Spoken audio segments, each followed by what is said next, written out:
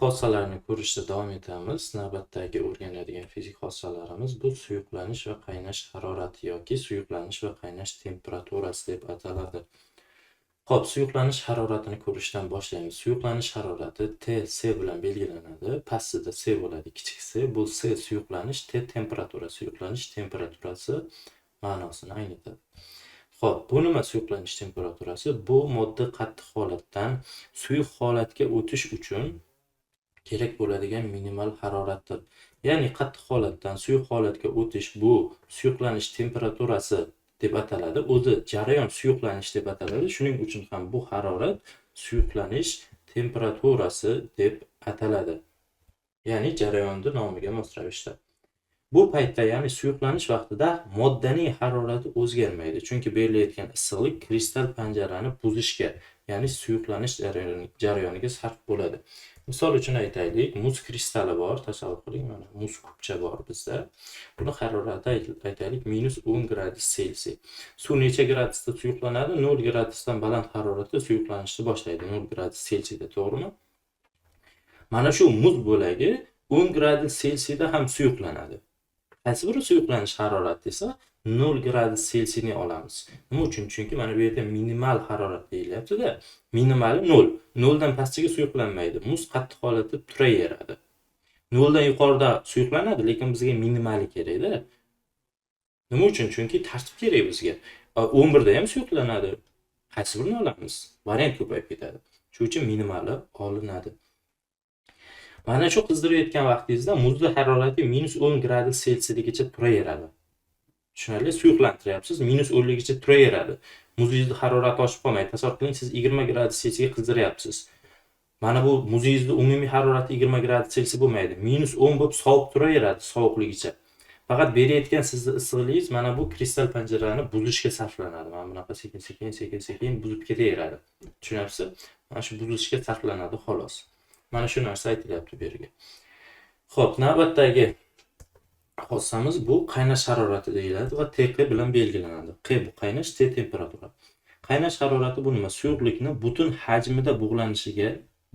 hajmida bug'lanishi boshlanadigan harorat bo'lib, bu vaqtda suyuqlikning bug'i tashqi bosimga tenglashadi. Ya'ni suyuqlikning bug' bosimi tashqi bosimga tenglashadi. Misol uchun aytaylik, suyuqlik bor bizda, mana ma'lum bir idishimiz bor. Bu idishimizda aytaylik suv molekulalari bor. Ya'ni suyuq suv bor. Suyuq suv doim bug'lanib turadi o'z aslida, juda kam lekin. Juda kam ravishda bug'lanib turadi. Bitta-ikkita o'zidan ketib qolgan molekulalar energiyasi juda oshib ketadi. Qanday oshadi desangiz, mana molekulalar juda ham ko'p. Tasavvur qiling, bu molekula kelib bunga to'qnashdi, bunisi bunga to'qnashdi, bunisi bunga to'qnashdi. Natijada mana bu omadi kelgan molekulaning energiyasi oshib ketadi va bu haddan ziyod katta energiyaga ega bo'ladi. Endi suv molekulalari bir-bilan vodorod bog'lar orqali bog'lanib turadi-ku bir-biri bilan. To'g'rimi? Mana shu bog'larni uzadi. Buni energiyasi kuchayib ketdi endi. Uzib chiqib ketadi. Tushunasiz? Ular bitta-ikkita bo'ladi odatdagi haroratda. Qachon mana shu butun hajmi bo'ylab bug'lanishni boshlasa, bitta-ikkita emas, butun hajmi bo'ylab bug'lanish boshlansa, birato'lasiga. Ana bu qaynash deb ataladi. Boyagi bitta-ikkita ular istisno, ularni inobatga olmaysiz mana bunaqa shovvozlarni. Tushunyapsizmi? Qaynash nima? Qaynash mana shu modda molekulalari alohida bo'lib, o'zaro ta'sir, molekulalar aro ta'sir kuchlarini yengib, alohida bo'lib chiqib ketish jarayoni qaynash deb ataladi. Suvda mana shu harorat 100 gradus Selsiyga teng. Haroratni ko'tarib kelaverasiz. 100 gradus Selsiy bo'lganda suyuqlik, ya'ni suvingiz butun hajm bo'ylab bug'lanishni boshlaydi. Mana shu jarayonda suyuqlik bug'larini berayotgan bosimi tashqi bosimga, ya'ni tashqi bosim normal atmosferada olib borayotgan bo'lsangiz tajribani 1 atmosfera, to'g'rimi? Bizning tashqi bosimimiz 1 atmosfera. Ya'ni suyuqlik berayotgan bug' bosimi ham 1 atmosfera. Mana shu bug' bosimlar tenglashgan vaqtida o'z aslida qaynash boshlanadi. Tushunarli? Qaynashdan oldin buni bosimi, suyuqlikning bosimi kichik bo'lib turadi. Atmosfera bosimida. Shu 1 bilan teng bo'ldi, misol 0.7, 0.8, 0.9, 1 bo'lib teng bo'ldimi, qaynash boshlanadi shunda. Tushunarli? Xo'p. O'ylaymanki, buni ham mohiyatini tushunib oldingiz. Moddaning agregat holati TS va TQ ga bog'liqligi quyidagicha tasvirlash mumkin. Ya'ni suyuqlanish va qaynash temperaturasi. E'tibor bering, mana bu o'q, bu o'qda temperaturalar qo'yilgan. Mana bu yerda TS, bu yerda TQ ko'rinib turibdiki, har qanday moddada demak qaynash temperaturasi suyuqlanish temperaturasiga nisbatan katta bo'ladi, to'g'rimi? Xo'p. Demak katta bo'ladi. TS dan past haroratda, ya'ni suyuqlanish haroratidan past haroratda moddangiz qattiq holatda bo'lar ekan. TS va TQ orasida harorat bo'lsa, suyuq holatda bo'lar ekan.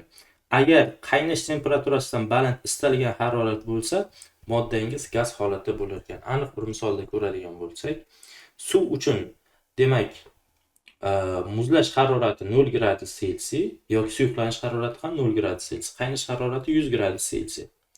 Demak 0 gradusdan past istalgan haroratda, misol uchun -10 gradus Selsiy bo'ladimi? -25 gradus Selsiy bo'ladimi? Minus istalgan gradus Selsiy bo'ladimi? Bunda qaynash harorati agregat holati qattiq holatda bo'laveradi. Endi albatta minus cheksizlikka qarab ketmaydi. Nari bo'lsa -273 gradus Selsiygacha boradi. Undan u yerga sovmaydi. Bu haqida hali gaplashamiz. Xo'p, endi 0 gradus bilan 100 gradus Selsiy orasida bo'lganda esa istalgan haroratda 0 va 100 orasidagi suvingiz qanaqa holatda bo'ladi? Suyuq holatda. Misol uchun 25 gradus Selsiy bo'ladimi? 99 gradus Selsiy bo'ladimi? Ana 100 ga keldingizmi, endi qaynash boshlanadi. 100 dan baland istalgan haroratda, misol 105 gradus Selsiy bo'ladimi? Gaz holatda bo'ladi. Albatta haroratni suv molekulalari parchalanib ketadigan haroratgacha ko'tarmasligingiz kerak. Bunda parchalanib ketadi. Misol 1000 gradusdan yuqorida suv parchalanib ketishi mumkin. Shu uchun ehtiyot bo'lasiz u yergacha. Xo'p. Bu intervalni siz albatta yodlab oling. Masalalar yechishda keng foydalanamiz. Yuqorida o'rganganlarimiz bular asosiy suyuqlanish, asosiy fizik xossalar edi. Suyuqlanish va qaynash temperaturasini ham biz fizik xossaga kiritdik. Nima uchun? Buni termometr yordamida aniqlashimiz mumkin. Yuqoridagilardan tashqari quyidagilar ham fizik xossa hisoblanadi moddaning.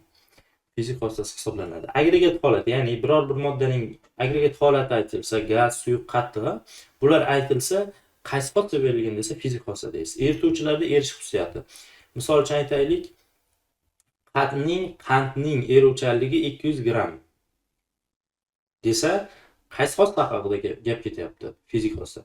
Elektr va issiqlik o'tkazuvchanlik. Misol uchun oltin juda ham yaxshi elektr o'tkazadi desa, bu fizik xossa haqida gap ketyapti. Magnitlanish, temir magnit, paramagnit desa magnitga tortiladi. Diamagnit desa magnitga tortilmaydi. Ham demak, mana shu magnitlanish xossalari ham fizik xossa hisoblanar ekan.